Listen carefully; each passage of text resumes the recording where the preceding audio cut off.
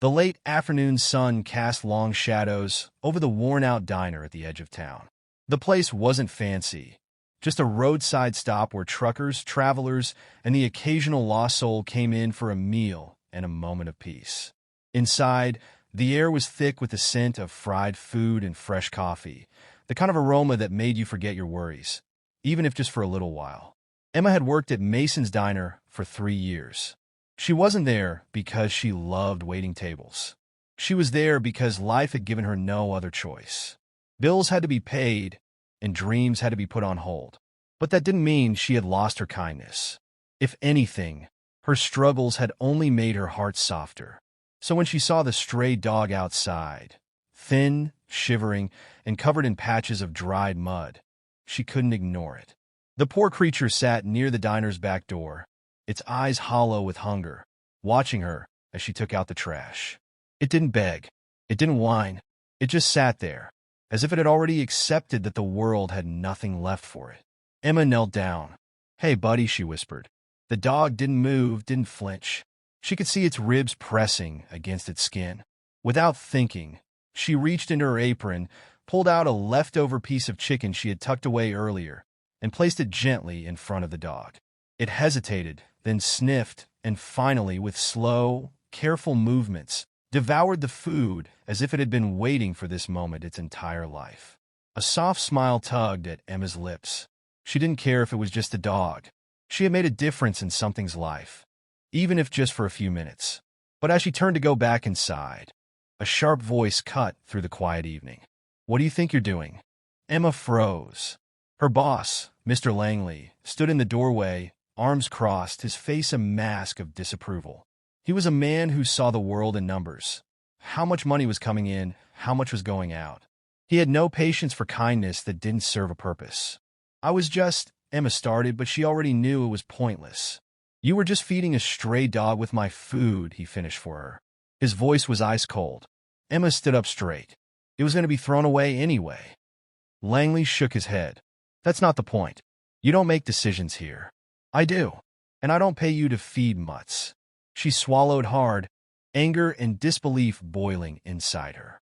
"It's just one meal. And it's my meal," he snapped.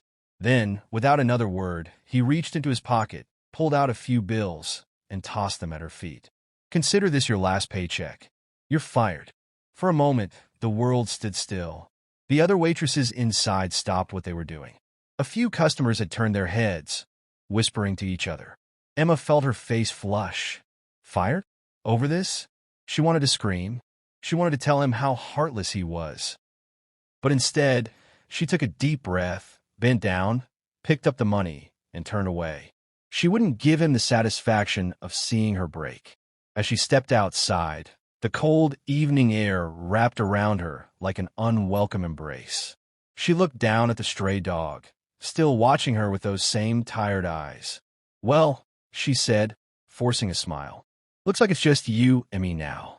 The dog wagged its tail, just a little, just enough. Emma sighed, stuffing the crumpled bills in her pocket. She had no plan, no job, no idea what she was going to do next. But then, a deep, rumbling sound cut through the air. A sleek black car pulled up in front of the diner. The kind of car that didn't belong in a place like this. Expensive, polished, too perfect for a dusty parking lot. The driver's door opened, and out stepped a man in a crisp suit. He wasn't just anyone. He was Daniel Whitmore, a billionaire entrepreneur, famous for his chain of luxury hotels. Emma blinked, trying to process what she was seeing. What was he doing here? Mr. Langley had already rushed outside, eager to greet such an important man.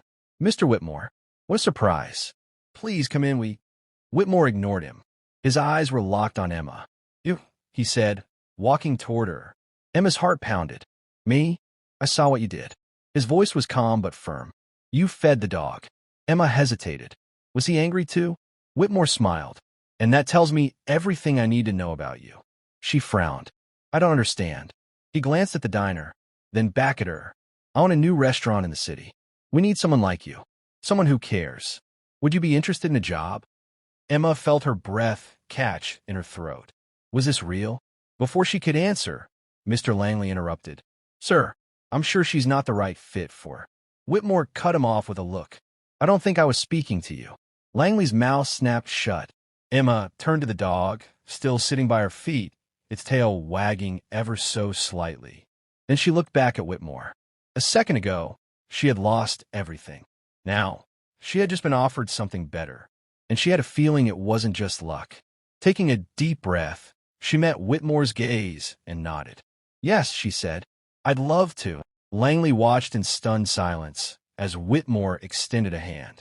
Emma shook it firmly, and as she walked away, leaving the diner, the past, and everything she had lost behind her, the stray dog trotted beside her, never once looking back.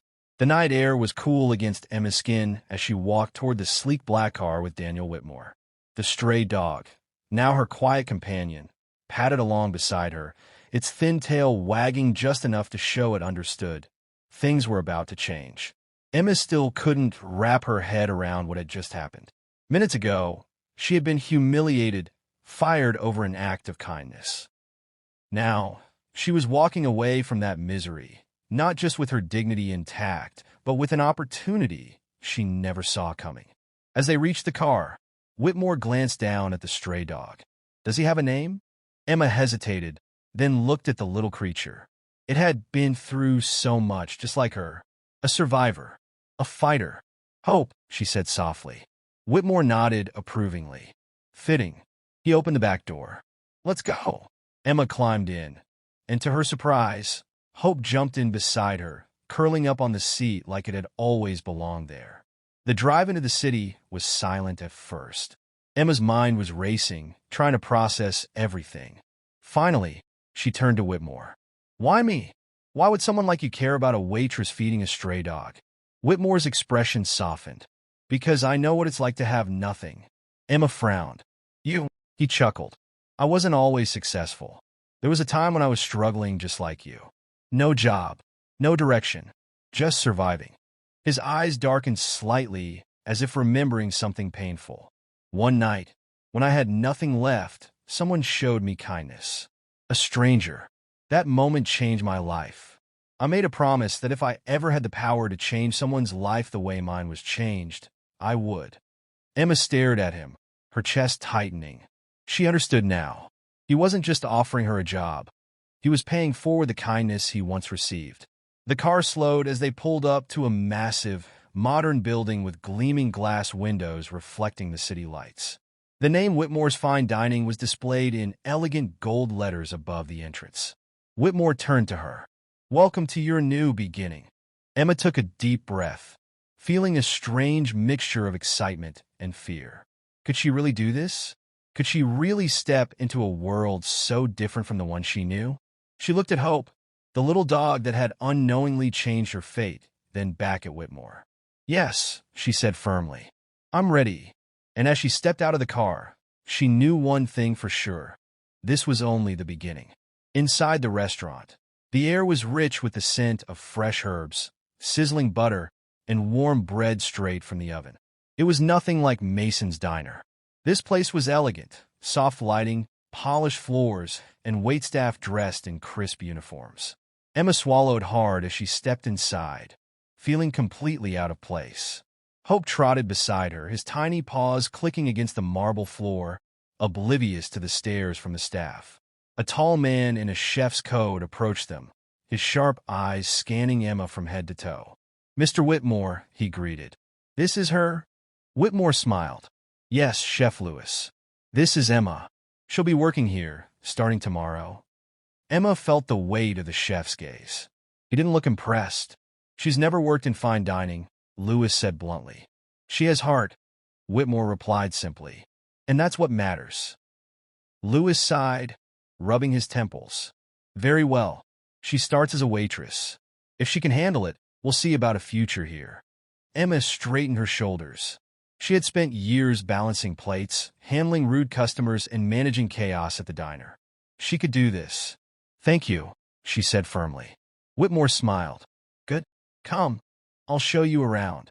As he led her through the grand restaurant, Emma couldn't help but steal glances at the polished silverware, the crystal glasses, the beautifully plated dishes that looked like works of art.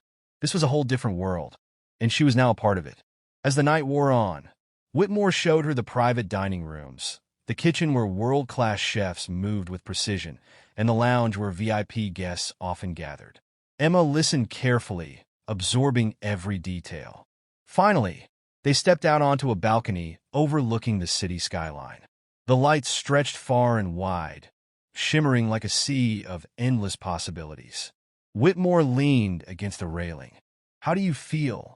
Emma exhaled. "Like I don't belong here." Whitmore chuckled. "That's what I thought when I started too." He turned to her.